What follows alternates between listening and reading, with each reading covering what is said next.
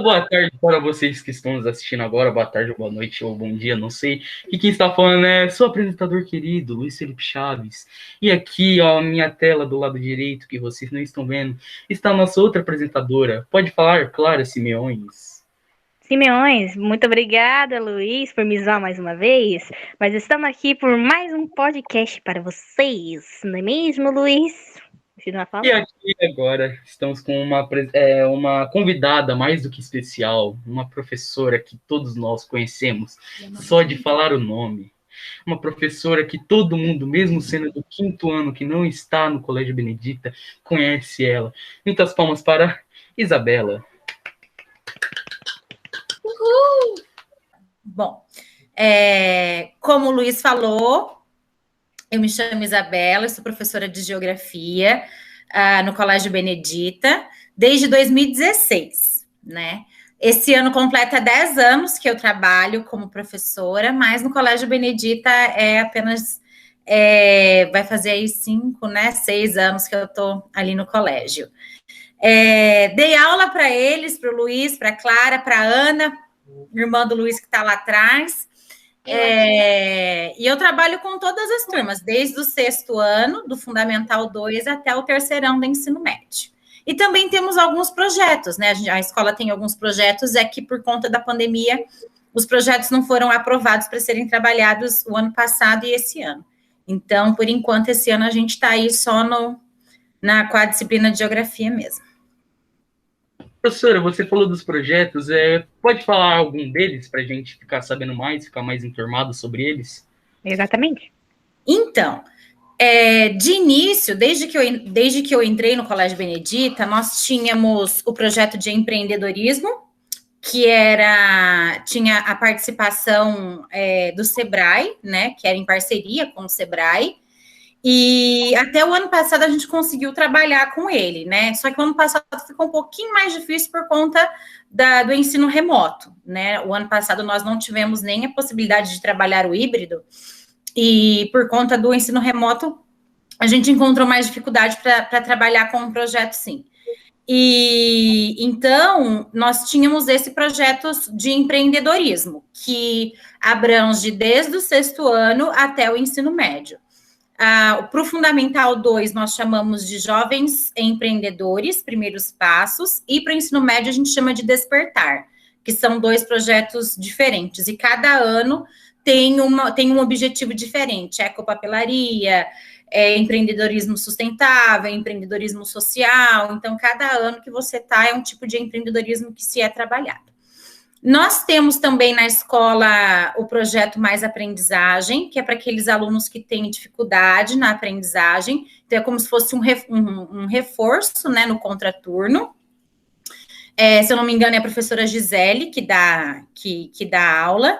E para o ano que vem, nós temos alguns outros projetos ainda aí para conseguir colocar em prática, né? Nós temos várias ideias, desde o projeto de robótica, o ano passado, não, 2019. Nós fizemos uma rifa de pão de queijo. Foi uma rifa? Não, na verdade não. A gente só vendeu os numerozinhos mesmo para conseguir arrecadar dinheiro para comprar 3 kits de Arduino, que trabalha com programação, com robótica, né?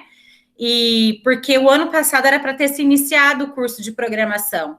Só que por conta da pandemia também a gente não conseguiu desenvolver o projeto. E temos outras iniciativas. A UTFPR, que é a Tecnológica Federal, também tem um projeto de ciências exatas, voltadas para o ensino pré-vestibular. Então, aí, para quem está no 2º, 3º ano do ensino médio, é um cursinho mesmo, só que é voltado para ciências exatas, né, porque é Tecnológica Federal. E aí, eles dariam as aulas lá na escola no período noturno, que é o período em que a gente tem as salas disponíveis. Matutino e vespertino, a gente tem todas as salas aí, já com as turminhas fechadas, né? Mas são todos projetos aí que a gente vem pensando, que a gente vem desenvolvendo. A gente tem planejado bastante ideias para colocar em prática, né? Uma pena que, por conta da pandemia, tudo ficou muito mais difícil de ser desenvolvido, né? A escola fechou, as universidades fecharam, então acabou dificultando aí a colocá-los em prática, né? Mas quem sabe para o ano que vem a gente não consegue colocar. Sim, verdade. E também na escola que quando antes de ter a pandemia, tinha futsal, né? E eu não sabia se tinha de feminino também, mas não só sobre o futsal, mas como o futebol. Você acha meio injusto os times masculinos terem mais audiência do que os times femininos? Então, Clara, nós temos também os projetos esportivos, né? Você citou aí o futsal, aí, né, a escola tem o tiro com arco e tem o judô também, né? O tiro com arco e o judô, eles são praticados meninos e meninas, né, juntos. O futsal, eu não sei exatamente assim como o professor, é um professor que vem de fora, não é um professor da escola, né? Eu não sei exatamente como ele administra a participação das meninas, tá? Eu não sei se é um projeto voltado somente para a participação dos meninos, porém, o que eu vi, assim, das vezes em que eu estive lá e que eu vi, o pessoal treinando eram meninos, né? E eu realmente é uma situação bem delicada, porque reforça essa questão, né, da predominância do gênero masculino sobre o esporte. Deveria ter a oportunidade para ambos os gêneros, né, tanto para os meninos quanto para as meninas. E sim, há a possibilidade das meninas treinarem junto com os meninos. Na educação física, vocês jogam bola juntos, né? Por que num treino de futsal não deveria ter essa possibilidade, né? Mas para a gente saber certinho, para eu poder responder com certeza a sua resposta, eu teria que perguntar para o professor de futsal se é ele que prefere trabalhar só com meninos, se o projeto é voltado só para os meninos, ou se é porque ele nunca viabilizou para que as meninas buscassem esse treinamento, porque tem isso também, né? Quando a gente fala de treino de futsal, a primeira coisa que a gente vem na cabeça é que é para meninos, né? Uma ideia errada que vem se repetindo há séculos aí na nossa sociedade, né? De que o futebol é só coisa de menino, mas que a gente deveria mudar esse tipo de atitude, né? Mas eu acho que cabe sim. Inclusive, eu posso até perguntar para o De Paula. Não sei se o Luiz já treinou na escolinha ali do Benedito. Eu treinava lá, tinha bastante. Não que tinha bastante meninas, só tinha, pelo que eu me lembro, 3, que era Jesus, a Letícia, que você tem aula com ela, e a Nicole Vitória, que você também dá aula para ela. E acontecia o seguinte, elas treinavam junto com a gente, elas iam para campeonato junto com a gente, tanto que a gente já foi até para Ibiporã e Cornélio jogar uma vez campeonato lá, elas foram junto com a gente. O problema é que não tinha tantas meninas que se disponibilizavam para, treinar com a gente, ou tivessem até mesmo interesse de ir lá, sabe, professora? Aí funcionava assim, mas o professor super líbero treinava com a gente, até de vez em quando elas iam para treinar com o sub-17, sub-15, que na época eu era sub-13. Entendi. Então, as meninas participavam, né, mas acredito eu que o projeto não era tão divulgado e também não é tão voltado, assim, para o público feminino, né? O que é uma pena, porque a gente sabe que, independentemente do gênero, a habilidade de se jogar futsal, vôlei, fazer natação, praticar o judô, o tiro com arco, que a gente tem lá na escola, ou participar de projetos como o empreendedorismo, cabe a qualquer pessoa, né? Não é a identidade de gênero que vai dizer se você é bom ou se você é ruim em determinado esporte, em determinado projeto, né? É uma questão individual e não de gênero. E tem outra pergunta também que a Clara te fez, professor, que é o que você acha de, o esporte masculino ter mais visibilidade também? Esporte masculino não, futebol, qualquer tipo de esporte, tiver mais, pessoas assistindo, mais audiência do que qualquer outro esporte feminino, porque eu vi algumas estatísticas, não sei se são verdades, mas, a maioria, a visibilidade é maior para, o esporte masculino. O que você acha, dessa situação em si? Então, a gente tem duas situações, né? A gente tem, de um lado, os atletas, que são, lógico que vai variar de acordo com a modalidade que a gente vai estar trabalhando, né?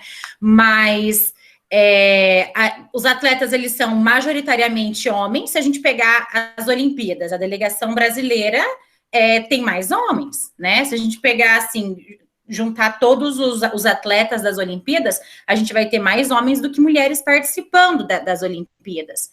E no caso dos espectadores também, né? Aí, quando a gente especifica a modalidade, no caso do futebol, a gente tem uma maior parte de espectadores do gênero masculino, certo? Mas não quer dizer que as mulheres não gostem ou não curtam esse tipo de esporte. Na verdade, é um espaço que, como tendência e como algo que já vem se repetindo aí ao longo da nossa história, é algo que já vem sendo bem marcado pela nossa sociedade, de que o futebol, no caso, ele deva ser para homens, né? Homens gostarem de futebol. Somente homens jogar futebol.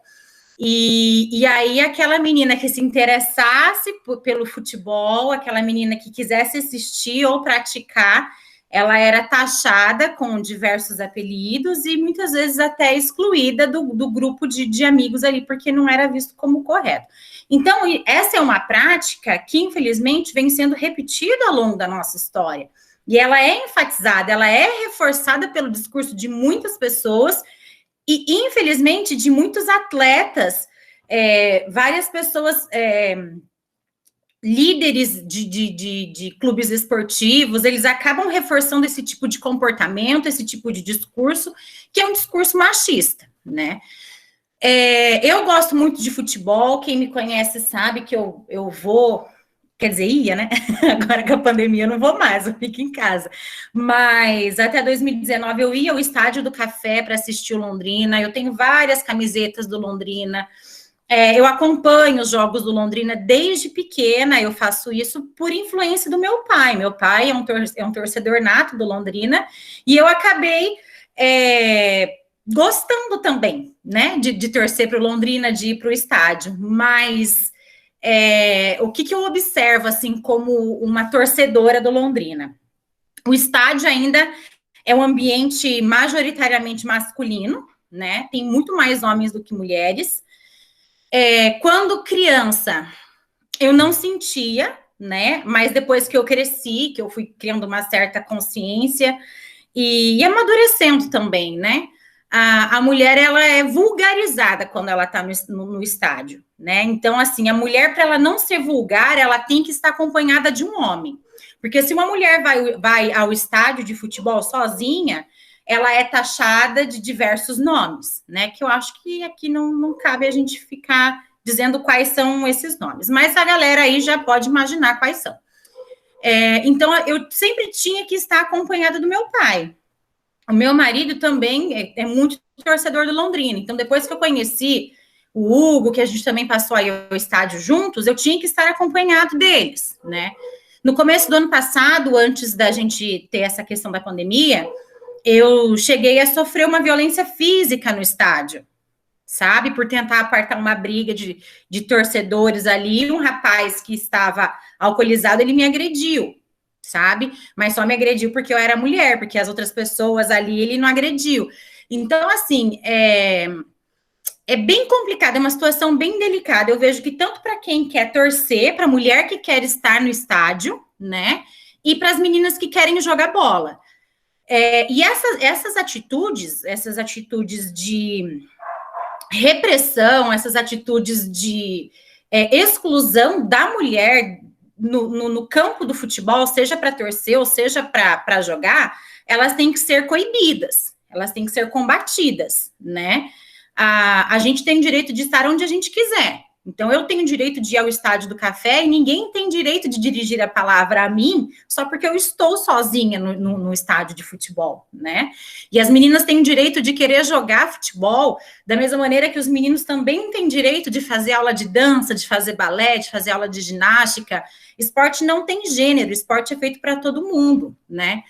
Mas, infelizmente, essa questão machista acontece e continua sendo reforçada por uma parte das pessoas, sim. Mudou bastante, né?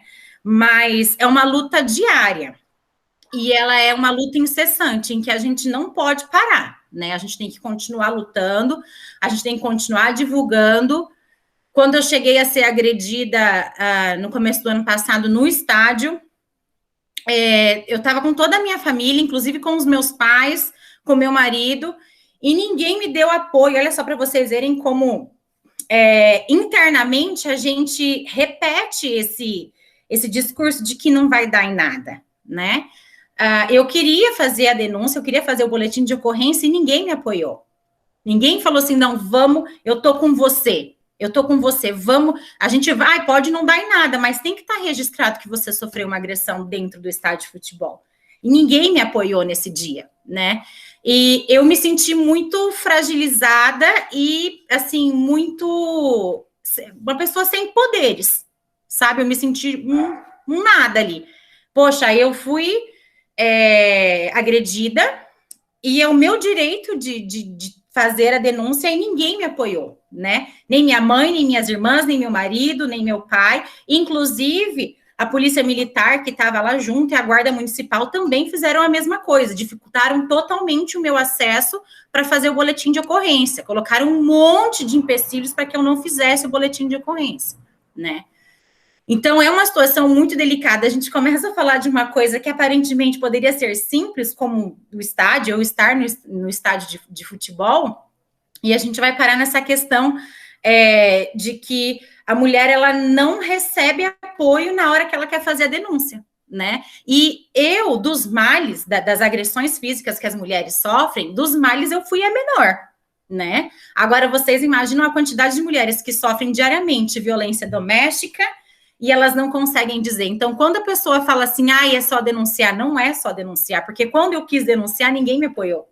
E o meu caso, como eu falei, né, é bem mais simples do que essas outras violências domésticas que as mulheres sofrem.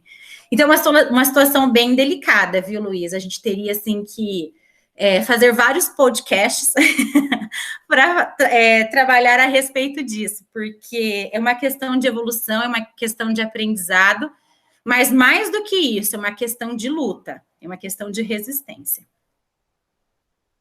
Sim, professora, e também, claro, interrompendo agora o seu tempo de perguntar, tem uma coisa que sim, eu acho que aconteceu em todas as famílias já, igual você estava falando sobre homem fazer dança. Tem vários comentários sobre os pais, avós, tios, não sei, que falam, dança, me desculpa ser meio, usar uma palavra pejorativa, tipo, dança, não sei o quê, coisas assim. O que você acha também sobre esses comentários, tipo, ridículos? Então, né, eles utilizam a orientação sexual de uma pessoa como uma conotação pejorativa, como se fosse uma ofensa, né? Da mesma maneira que eles utilizam eles utilizam mulherzinha, né? E, obviamente, isso é preconceito, né? É discriminação, mas, Luiz, eu acho que assim é como eu falei, é uma repetição de discursos que muitas vezes cai no automático, né? Os pais, as famílias têm bastante dificuldade de conseguir compreender a dimensão desse tipo de discurso, né? E que é difícil a gente tentar corrigir, mas isso não é desculpa para que não haja correção. Um exemplo desse discurso automático, eu tive o ano passado, em janeiro do ano passado, quando eu fui para Minas Gerais, nas minhas férias. Em Ouro Preto, a gente visitou o museu, acho que da Inconfidência, se eu não me engano, a gente estava com guia, e aí ele estava explicando tudo ali para a gente, né, explicar a história e tal, e aí o guia explicou para a gente a origem do termo criado mudo, que é o armário de cabeceira de cama, né? Toda a vida eu usei criado mudo, toda a vida. Mas eu nunca tinha parado até o ano passado, gente. Eu com 30 anos, utilizando esse tipo de palavra, de conceito, mas não era porque eu sou uma pessoa... Eu simplesmente não parei para pensar, né, no significado do termo. E aí o guia explicou para a gente o significado da origem, a origem do criado mudo. Na época da escravidão, ficava um criado de pé do lado da cama dos senhores de escravos, a noite inteira, e ele não podia falar.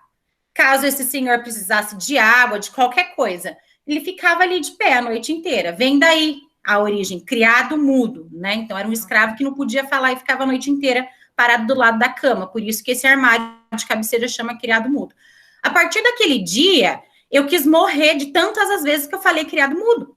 Mas eu não sabia. E aí, qual que é a minha missão hoje? Não repetir o criado mudo para designar um armário, certo? Porque é uma palavra que está escrita na nossa história e a gente tem que lutar para que não seja repetida. E explicar para os meus alunos, né? Aí eu tenho um meio fantástico para conseguir disseminar a informação. Eu sou professora. Claro. Então, cabe a mim repassar para vocês o porquê que a gente não deve falar criado mudo, né? E que toda oportunidade que eu tenho, eu digo, não se fala criado mudo, né? Não era a minha intenção ser de maneira nenhuma. Só que eu sou branca. Então, eu escutar a palavra criado mudo me atinge de um jeito. Para a pessoa que é afrodescendente, atinge de outro. E eu tenho que respeitar isso. A pessoa é diferente de mim. E se ela se sente ofendida, ouvindo, eu não vou mais dizer. Da mesma maneira que a gente diz, eu não sou homossexual, mas se o homossexual se sente atingido com esse termo, eu não vou usar. Eu sou mulher, eu não gosto de ouvir o outro falando para o outro, mulherzinha. Me ofende, me atinge, então não use, né? Então, acho que cabe muito a nós nos colocarmos na posição do outro, né? E não repetir esses tipos de conceitos, esses tipos de palavras, que muitas vezes entra realmente no automático, mas uma vez que a gente aprende, a gente tem que coibir. E além de coibir a utilização dessas palavras, é também divulgar, porque não se deve dizer, não é simplesmente chegar e falar assim, não é para falar do outro. Explica por que não é para falar que né? Explica por que não é criado mudo, certo? E eu acho que assim a gente vai conseguindo construir uma sociedade um pouco mais justa e menos desigual, porque se eu disser para vocês que a gente está buscando uma sociedade equitativa, eu acho que seria uma utopia, né? Porque a gente, vivendo no mundo que a gente vive hoje, eu acho que o mínimo que a gente pode buscar, então, é a justiça social. E para essas famílias que acham que esporte tem gênero, eu acho que cabe aí fazer algumas leituras, né? Buscar mais informações. Sim. Sair da rede do Zap, do compartilhamento do Facebook. E esporte não tem gênero, né? Cada um pode fazer o que bem entender. O certo, existe um esporte certo para mim? Existe um esporte certo para ele? Não existe. O esporte certo para mim é aquele que me faz feliz, né? É aquele que me faz bem. Não existe esse de gênero. Se o menino quiser fazer balé, ele vai fazer balé. Se a menina quiser jogar futebol, ela vai jogar futebol. Ela tá feliz jogando futebol? Pois então, jogue futebol. Claro, né? E eu tenho experiência também, que eu faço aula de dança, e tem meninos que fazem aula de dança. Realmente tinha gente que era LGBT, mas tinha gente que não era. Então também tem uma novela que passa na 6, que é a Malhação, que tem uma história de um menino que ama balé, ama dançar, e o pai é totalmente contra o que ele faz, que acha que dançar é coisa de que também vão espalhar boatos, que o filho dele é gay, ele não quer que ele se envolva com homem. Daí ele até falou que iria dançar sim, mesmo sem a permissão dele, mas ele acabou expulsando o moleque de casa. Então eu também fiquei meio triste nesse momento, porque muita gente é julgada por causa, ou que faz um esporte, ou porque é LGBT, que é gay. Então é um assunto bem complicado, mas é triste. É bem delicado, né? E eu acho que a gente pode partir do princípio assim. Que nem no caso dessa história da malhação, né? O pai não permite que o filho faça dança. E ele vê o filho dele triste. Será que o preconceito dele é tão maior, né? Dele não permitir que o próprio filho seja feliz fazendo dança? O que é que tem de errado fazer dança, né? E outra questão que você falou, Clara, da população LGBTQI+, delas ocuparem os espaços que pertencem a elas, né? Porque o mês de junho foi o mês do orgulho LGBTQI+. E eu vi um discurso de um jogador da NFL, que nos Estados Unidos é o futebol daqui do Brasil, é o NFL para eles, né? E um dos maiores jogadores da NFL dizendo que é gay, né? E isso hoje é possível, né? Agora, se a gente imaginar isso 10, 15 anos atrás, ele jamais poderia dizer que ele é gay. E isso é muito triste, porque uma pessoa gay, ela pode jogar bola, ela pode dançar, ela pode fazer natação, ela pode... É isso que as pessoas não conseguem entender. E eu confesso para vocês que eu tenho muita dificuldade de entender por que essas pessoas se incomodam tanto, né, com o que é que tem lá, o que é que não tem, se ele é gay, se ele não é, se ela é... Gente, as pessoas têm o direito de estarem onde elas quiserem, independente de gênero, de orientação sexual, de cor, de credo, e eu acho que é isso que a gente tem que entender, né? As pessoas têm esse direito, eu tenho que respeitar o direito delas. E não cabe a você decidir se é certo ou errado. A vida não é, nesse caso, nós estamos tratando da vida de outras pessoas. Elas têm que julgar se é direito e se elas querem estar ali, e não a mim, né? A gente tem que apenas respeitar. Então, ao mesmo tempo que é uma situação difícil, bem delicada da gente trabalhar, por outro lado, eu penso assim, gente, mas será que é tão difícil assim? O que custa respeitar o outro, né? O mínimo para a gente conseguir viver numa sociedade um pouco mais saudável é a gente saber respeitar o outro, né? Você não precisa amar, você não precisa concordar com tudo que a pessoa faz, mas você tem que respeitar, né, o que ela é, o que ela faz, onde ela quer estar, é direito dela de ser o que ela quiser, de fazer o que ela quiser. Mas parece que nesses últimos anos aí, a prática do respeito, né, a gente escolhe a quem a gente vai respeitar, e não, o respeito tem que caber para todo mundo.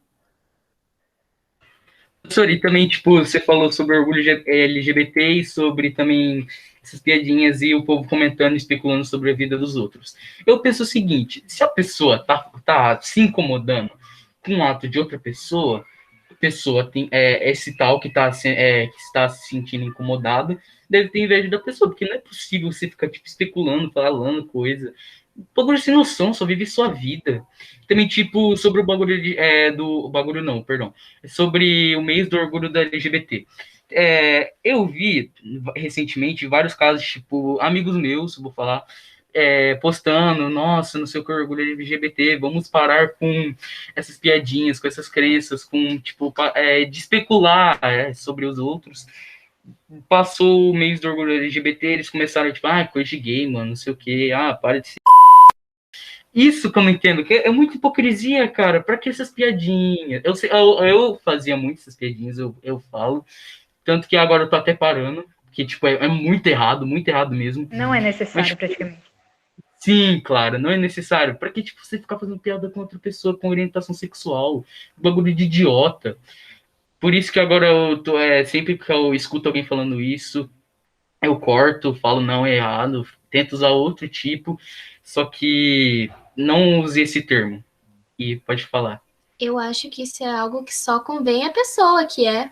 Ninguém tem que ficar falando, comentando se concorda ou não, se acha certo ou não. É algo que convém apenas a uma pessoa, ela mesma, que se descobriu assim.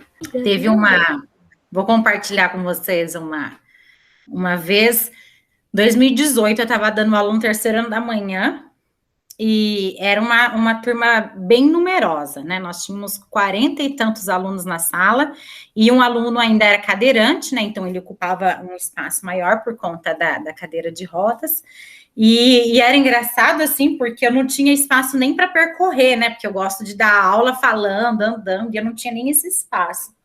E aí, assim, foi bem aleatório, eu estava dando aula sobre um determinado assunto, de repente uma aluna chega para mim, assim, interrompe a aula e pergunta para mim assim, professora, você aceita o casamento gay? Tipo, do nada, jogou assim, né? Eu falei, eu não, falei para ela, né? Aí todo mundo assustou, nossa, a professora de geografia não aceita casamento gay. Aí elas me perguntaram, mas por que você não aceita casamento gay, professora? É porque eu não sou gay, quem tem que aceitar é o casal gay que um pediu o outro em casamento. Quem me pediu em casamento foi meu marido, eu aceitei. Quem tem que aceitar é quem foi pedido. A mim cabe respeitá-los, né? Agora, se você me perguntar se eu concordo, gente, ninguém nunca perguntou para mim se eu concordava com casamento hétero. Por que eu tenho que concordar com casamento homoafetivo? É que casamento é igual para todo mundo, né?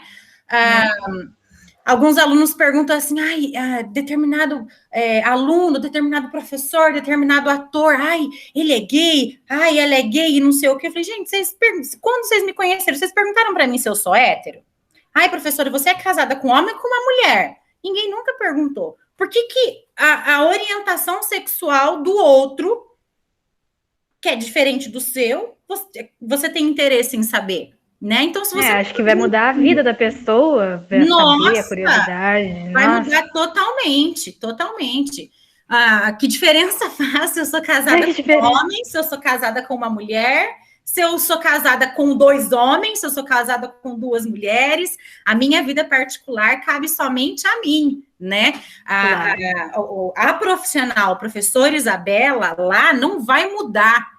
Independente com quem eu esteja casada, se eu não estiver casada, eu posso muito bem não ser casada e ter 4 filhos, cada um de pais diferentes.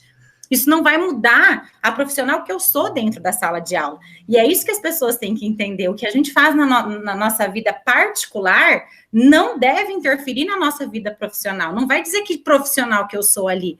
E também não interessa a ninguém, né? Não vai mudar a tua visão sobre isso, sobre a mim. Então, foi bem engraçado, assim, que elas regalaram o olho, assim, meu Deus, olha a professora. Aí, depois que eu expliquei para elas, olha, né, quem tem que aceitar é quem foi pedido em casamento. Eu não fui pedida Se uma mulher me pedisse em casamento, eu ia dizer que não, né?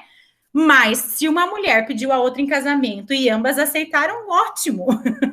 Então, eu não vejo problema com isso, sabe? As pessoas acabam criando uma situação constrangedora, preconceituosa, discriminatória, em situações que não tem necessidade. Aliás, em nenhum momento preconceito e discriminação são necessários, né? Em nenhum momento.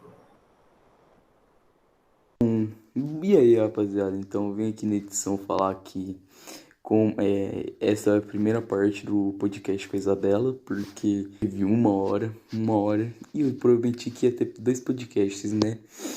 Sim, 2 podcasts, só que na verdade é um podcast em 2 partes, porque teve uma hora. Amigos, 1 hora, né? E como todo mundo é malandrinho aqui, né?